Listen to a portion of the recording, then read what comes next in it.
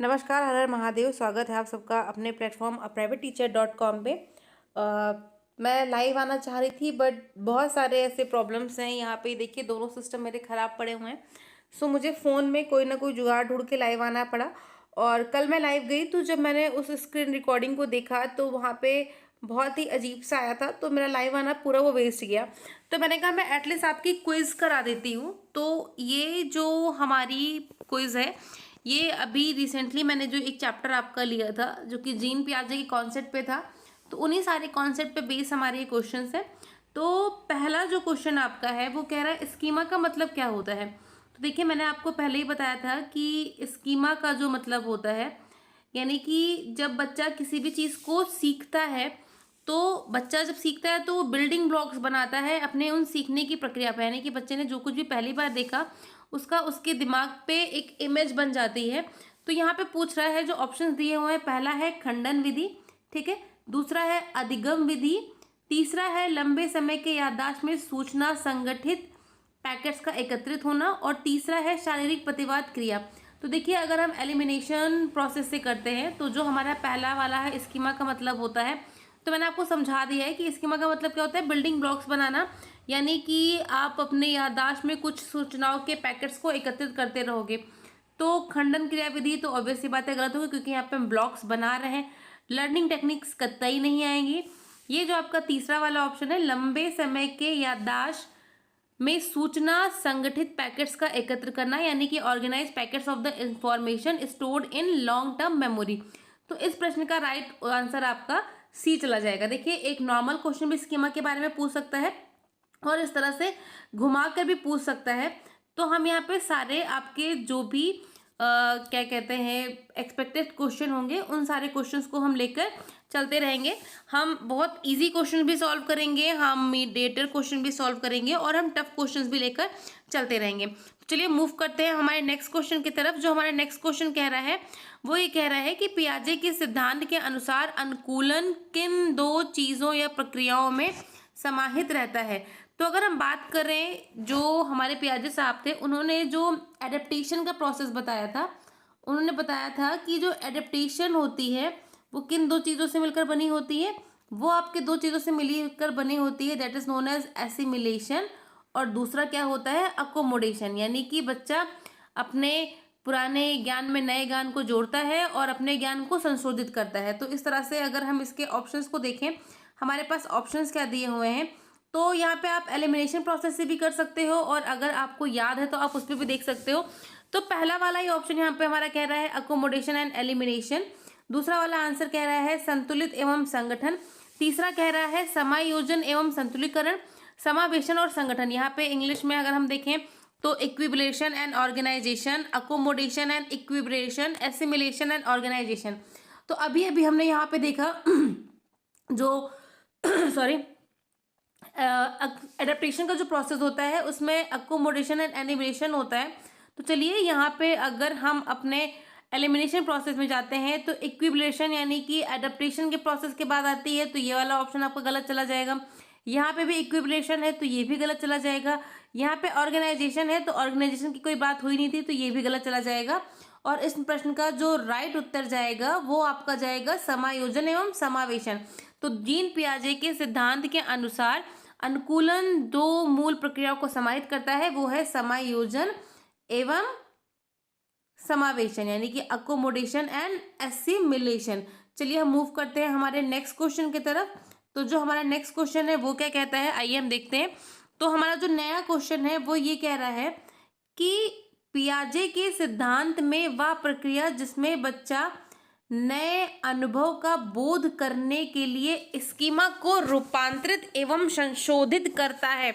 यहाँ पे रूपांतरित और संशोधित ऑलरेडी यहाँ पे देखो मार्क है। तो रूपांतरित और संशोधित करने का मतलब क्या हुआ, मॉडिफिकेशन। यानी कि बच्चे ने जो कुछ भी सीखा, बच्चे ने उसमें चेंज किया, मॉडिफिकेशन करना यानी कि परिवर्तन करना। और मैंने आपको पहले अभी जस्ट इससे पहले वाली स्लाइड में बताया है कि जहाँ पे बच्चा अडेप्टेशन की जो प्रोसेस होती है तो उसमें दो आपके प्रक्रियाएं मूल होती हैं जो कि आपकी कहलाती हैं, एक एसिमिलेशन, दूसरा अकोमोडेशन। तो एसिमिलेशन में बच्चा नए ज्ञान को सीखता है, नए ज्ञान को सीखता है और पुराने ज्ञान के साथ में जोड़ता है। और जो अकोमोडेशन का प्रोसेस होता है वहाँ पे बच्चा क्या करता है, वहाँ पे बच्चा अपने ज्ञान में संशोधन करता है। क्या करता है, बच्चा अपने ज्ञान में संशोधन करता है। तो जहाँ पे बच्चा संशोधन करेगा वहाँ पे आपका अकोमोडेशन कहलाएगा। और देखते हैं हमारे पास कौन कौन सा ऑप्शन दिए हुए हैं। तो पहला ऑप्शन है अनुकूलन, एसिमिलेशन, दूसरा है समायोजन, तीसरा है संरक्षण और केंद्र। तो जाहिर सी बात है अभी ऑलरेडी हम डिस्कस कर चुके हैं। तो इस प्रश्न का जो राइट आंसर जाएगा वो जाएगा आपका अकोमोडेशन। ठीक है, तो चलिए आइए हम मूव करते हैं हमारे नेक्स्ट प्रश्न की तरफ। और जो हमारा नेक्स्ट प्रश्न कह रहा है, क्या पूछता है नया प्रश्न, चलिए आइए हम देख लेते हैं हमारे नए प्रश्न को भी।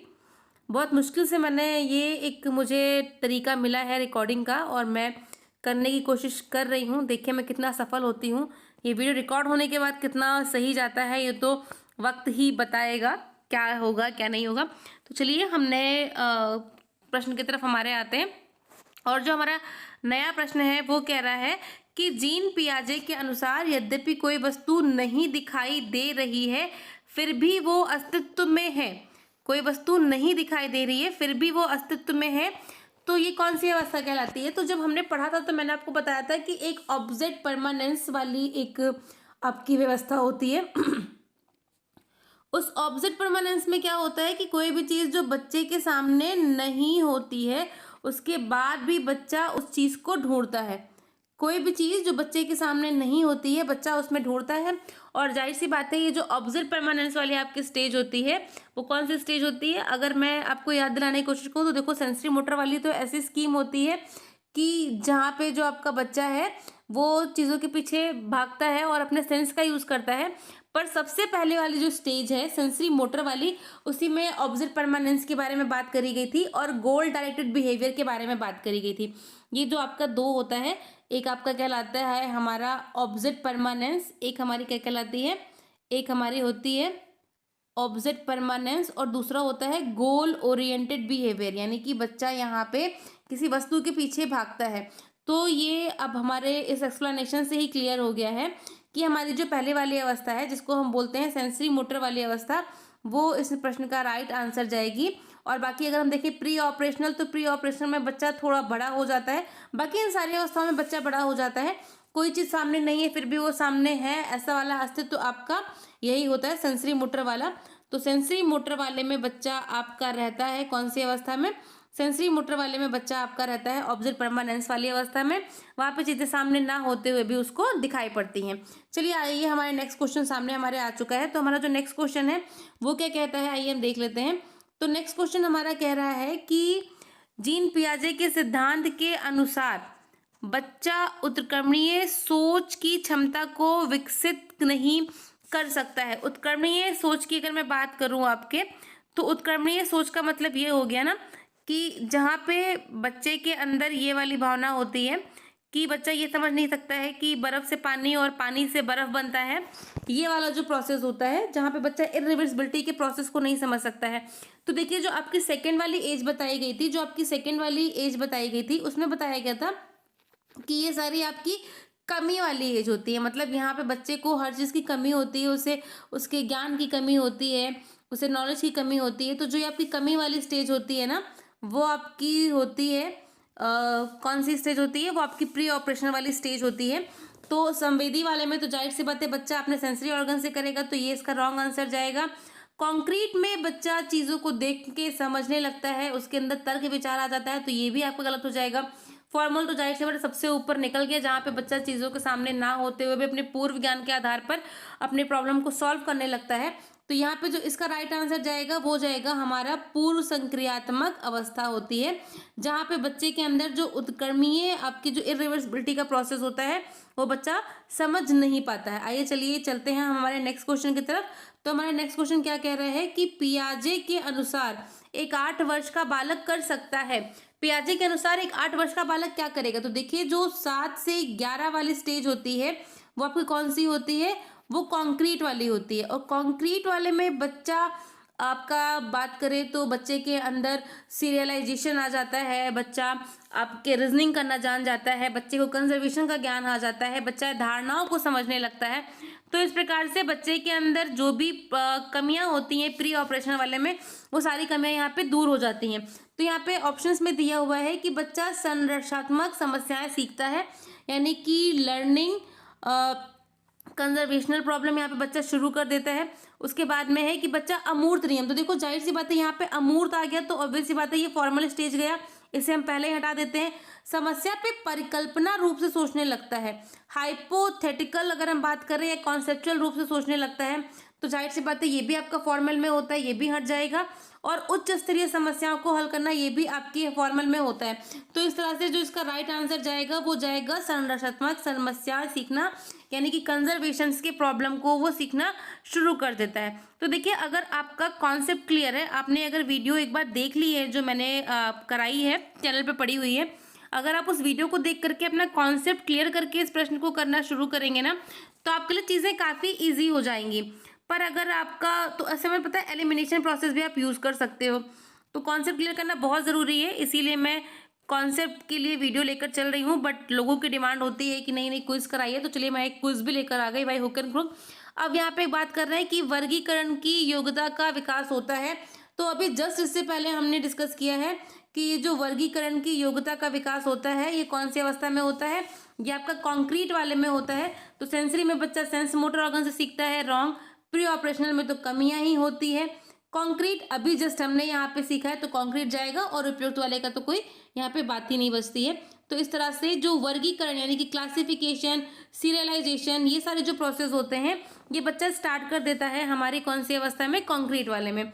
चलिए आइए हम अपने नेक्स्ट क्वेश्चन पे आते हैं। हमारा नेक्स्ट क्वेश्चन कह देता है कि जीन पियाजे के सिद्धांत में क्रमबद्धता किस संदर्भ में प्रयोग हुआ है, सीरियलाइजेशन किस संदर्भ में प्रयोग हुआ है, यहाँ पे पूछ रहे हैं। तो जाहिर सी बात है अगर हम बात करते हैं हमारे सीरियलाइजेशन की, तो सीरियलाइजेशन का मतलब क्या होता है, देखिए यहाँ पे ऑप्शन दिया हुआ है वस्तु को किसी आयाम जैसे कि लंबाई पे आधारित क्रम देना, और वैसे यहाँ पे ऑलरेडी अंडरलाइन है तो आप तो ऑलरेडी चेप लोगे ही। लेकिन अगर मैं समझाने की बात करूँ तो सीरियलाइजेशन का मतलब भी होता है कि सीरीज में लगाना। तो सीरीज में तो छोटे से बड़ा या बड़े से छोटा, या उसके मतलब साइज के आधार पर ही होता है। तो दूसरों का परिप्रेक्ष्य लेने की क्षमता, तो ऑब्वियस सी बात है ये क्रमबद्धता तो नहीं शो कर रही है। चिंतन का वर्णनात्मक रूप जैसे कहानी कथन में होता है, स्टोरी टेलिंग, ऑब्वियस सी बात है यहाँ पे सीरियलाइजेशन स्टोरी टेलिंग में तो होता नहीं है कि कहानी को खंड में तोड़ करके लगाया जाता है। उसके बाद the ability to spatial map place like one's school, अपने स्कूल का मानवीय स्थानिकीय मानचित्रण करने की क्षमता। तो जाहिर सी बात है यहाँ पे बच्चा सीरियलाइजेशन जैसा कोई प्रोसेस नहीं कर रहा है, तो इसका राइट आंसर जाएगा हमारा आंसर नंबर 1, वस्तु को किसी एक आयाम जैसे लंबाई आधारित क्रम में लगाना। देखिए ये जो सारे क्वेश्चंस है ना आपको कहीं ना कहीं एग्जाम में दिखे ही जाएंगे। आपके एग्जाम के पर्सपेक्टिव से ये क्वेश्चन बहुत ही इंपॉर्टेंट है, तभी इन क्वेश्चंस को मैं लेकर आई हूँ। फिर उसके बाद में नेक्स्ट क्वेश्चन है कि पियाजे के अनुसार बच्चा विकास के किस चरण में बच्चा संज्ञानात्मक क्षमता के रूप में प्रतिवर्ता की अवधारणा को दर्शाता है। प्रतिवर्ता यानी कि वही अभी जब हमने पहले बात करी थी जहाँ पे हमने बताया था कि बच्चा इरिवर्सिबिलिटी के प्रोसेस को नहीं जानता है कि पानी से बर्फ बनता है और बर्फ से पानी, तो वो वाली अवस्था जहाँ पे बच्चा इसको सीख लेता है। तो सेंसरी मोटर अगेन फिर आपका वही सेंसेस से सीखना, प्री ऑपरेशनल में उसको ज्ञान होता ही नहीं है। तो इसका राइट आंसर हमारा जाएगा कंक्रीट ऑपरेशनल स्टेज, ठीक है। और फॉर्मल जाहिर सी बात है बच्चा एब्स्ट्रैक्ट थिंकिंग शुरू कर देता है वहाँ पे। तो देखिए बहुत सारे क्वेश्चंस तो आपको रिपीटेड ऐसे मिल रहे हैं जिनका आप एवं ही आंसर लगा सकते हैं। और अब हम चलते हैं हमारे नेक्स्ट क्वेश्चन की तरफ। तो जो हमारा नेक्स्ट क्वेश्चन कह रहा है वो ये कह रहा है कि अप्सा, एक बच्ची है जिसका नाम है अप्सा, आलू के चिप्स के दिखाते हुए कहती है तितली। जीन पियाजे के अनुसार ये किस प्रकार का प्रत्यात्मक विचार किस अवस्था की विशेषता है। यानी कि बच्चा यहाँ पे क्या कर रहा है, बच्चा यहाँ पे आलू को देख रहा है और आलू को देखने के बाद बच्चा क्या बोलता है, तितली। यानी कि आलू एक निर्जीव चीज है और निर्जीव को वो एक सजीव की तरह ट्रीट कर रहा है। तो जो ये आपका निर्जीव को सजीव की तरह ट्रीट करने वाला होता है उसे एनिमिज्म कहते हैं। एनिमिज्म में बच्चा क्या करता है, जीववाद करता है। जीववाद यानी कि निर्जीव वस्तु को सजीव समझना, ये मैंने चैप्टर में अच्छे से डिस्कस किया है। तो ये वाली जो आपकी अवस्था होती है, सॉरी एक मिनट,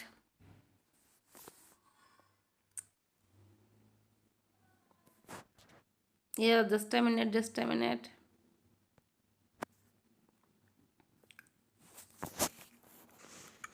पेन ही हमारी खो गई, पेन खो गई तो पेन के बिना तो मेरे लिए कुछ भी पॉसिबल नहीं होगा। 1 मिनट आप मुझे दीजिए, मैं पेन को ऑलरेडी स्टार्ट कर लूँ।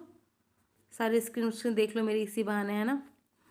कितना कितना मैं आप लोग के लिए करती रहती हूँ कि यार आपको क्वेश्चन मिल जाए, बट आपका ना लाइक सब्सक्राइब नहीं आता। देखो मैं रात की 11 बजे स्क्रीन दिख रही होगी कि यहाँ पे शांतिपूर्वक, अब देखो मुझे मिल ही नहीं रहा है कौन सा मेरा सॉफ्टवेयर था। जस्ट अभी मैं कितने दिन से ध्यान लगा के सोच रही थी कैसे कैसे क्या करूँ, और उसके बाद मुझे ये सॉफ्टवेयर मिला, ड्रॉ ऑन योर स्क्रीन करके, और उसके बाद से मैंने इस सॉफ्टवेयर का यूज़ करना शुरू किया है।